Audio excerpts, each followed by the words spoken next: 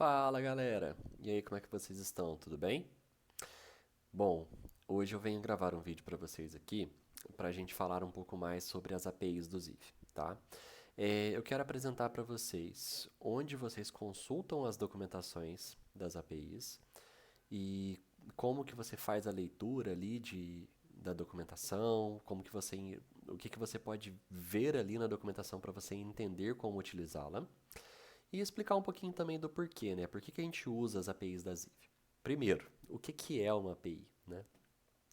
A API, gente, é uma interface ao qual os sistemas utilizam para que você não precise ter acesso ao banco de dados do sistema. Então, essa interface, ela já carrega informações do banco de dados. Ela faz a consulta ao banco e traz um retorno para você com as informações de acordo com o que foi estabelecido.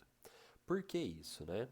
Isso foi idealizado e foi construído pensando muito na segurança e nos riscos de manipulação do banco. Se você deixa aberto para uma pessoa é, fazer uma consulta ao banco de dados para ter uma informação específica, isso traz um risco muito grande, porque se ele faz a consulta de forma errada, ele pode deletar uma informação que não poderia ser deletada, ele pode acessar informações ao qual ele não deveria ter acesso. Então, pensando nessa segurança, foram desenvolvidas, né, foi desenvolvido esse método, né, que são as APIs, que são interfaces de consulta. Então, está aqui o banco de dados, a API está aqui em cima, uma tela, uma interface, onde você tem acesso a esses dados de uma forma mais segura, né? E às vezes a gente pensa assim, mas eu já estou dentro do Ziv, por que que eu vou usar uma API para consultar dados do próprio Ziv? Como vocês sabem, o Ziv é um software onde a gente constrói aplicativos. A gente constrói aplicativos para diversas áreas em diversos contextos. Então, para fazer a integração dessas informações, às vezes de uma informação que está em um processo com a informação que está no outro processo, muitas vezes acaba sendo mais fácil a gente fazer isso pela API, ou necessário fazer isso, né, fazendo essas consultas. Além disso, para fazer também requisições de outros softwares. Então, você pode, do seu ERP ou de algum outro software que você tenha, fazer requisições ao Ziv e consumir esses dados. Um exemplo bem legal seria o quê? Você pode, por exemplo, tá? A entrada de notas fiscais. Você pode ali configurar um e-mail onde é uma caixa de entrada específica, onde toda vez que você recebe um e-mail, ele vem com um anexo, porque foi enviado para você um anexo ali com o PDF da nota fiscal e a chave XML. E aí chegou um e-mail com o anexo e isso dispara um processo. Como que a gente faz esse gatilho e faz essa chamada? Por meio das APIs, né? Então a gente consegue configurar um gatilho que toda vez que chegou um e-mail nessa caixa de entrada, isso automaticamente dispare um processo de entrada de notas fiscais.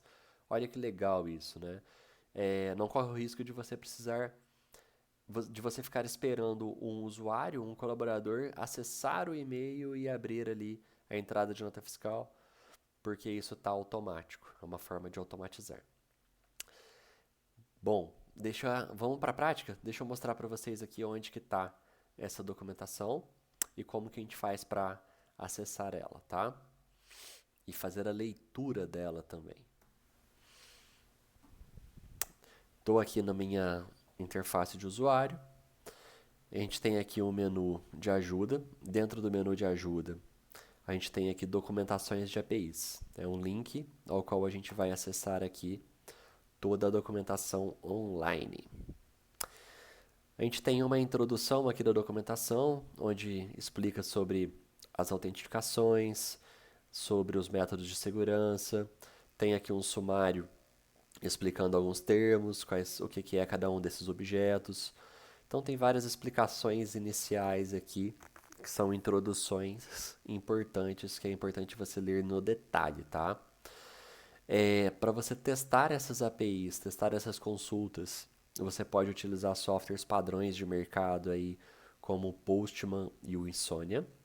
Eu posso, de repente, fazer um vídeo depois mostrando como que você configura dentro do Postman.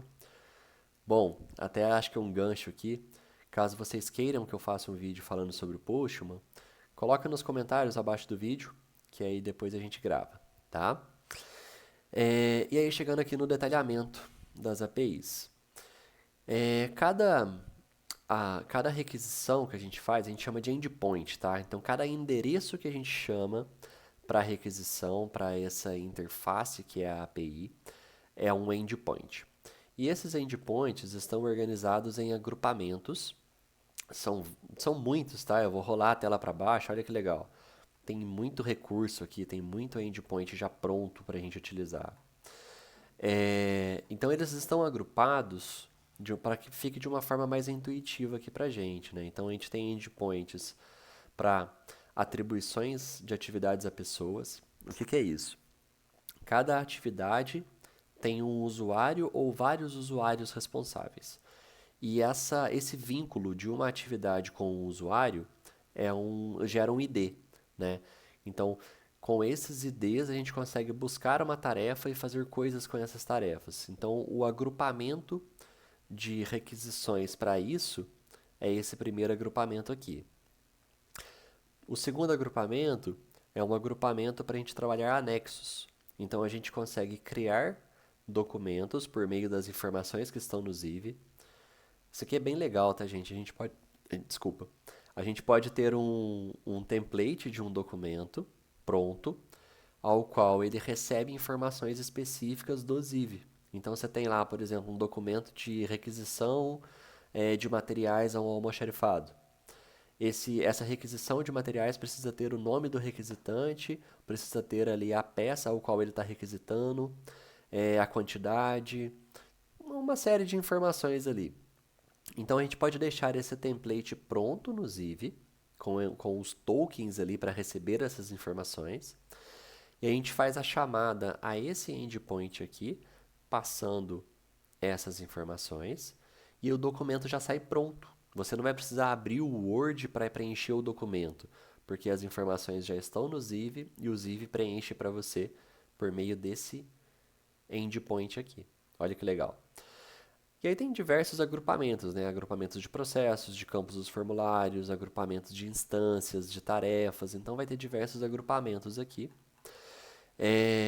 Vamos falar um pouquinho, vamos abrir um endpoint desse para dar uma detalhada de como que está essa documentação.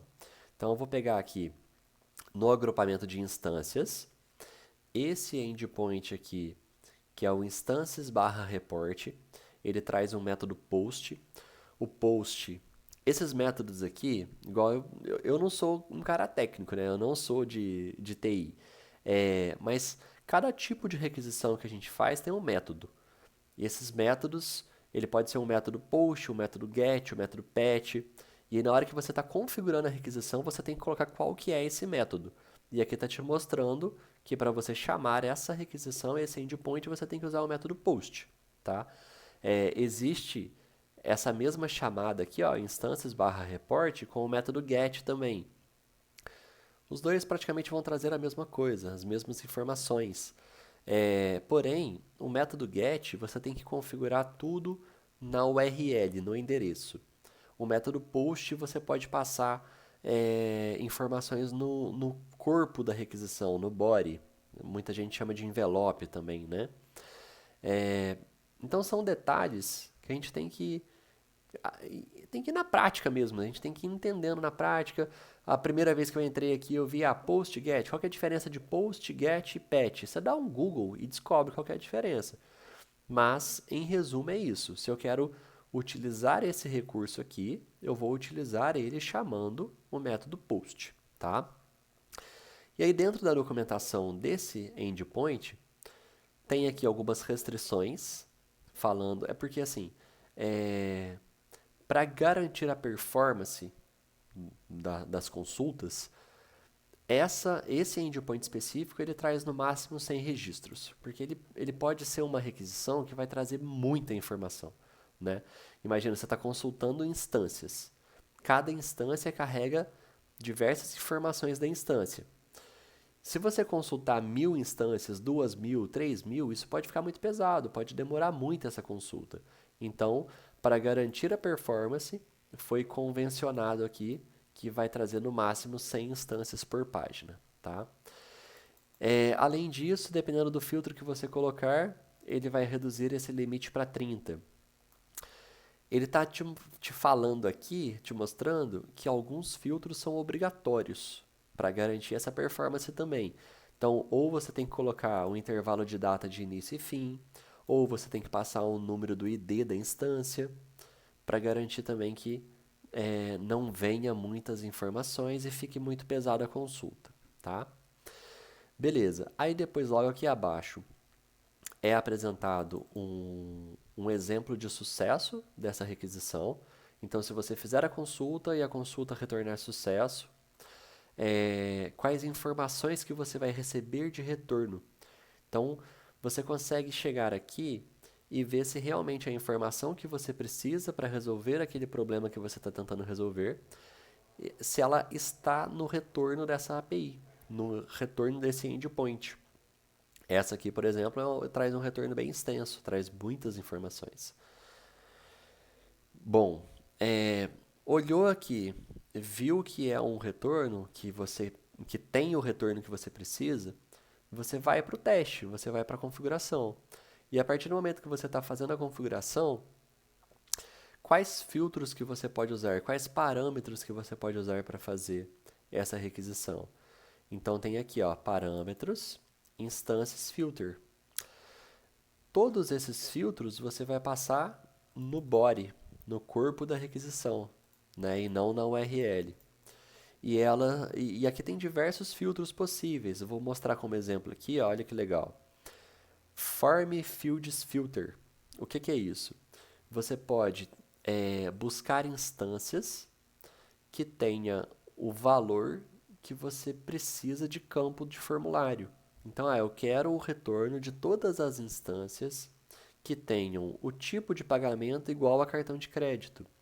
Então, se você passa esse filtro na chamada, você vai ter o retorno com as instâncias filtradas com esse valor de formulário.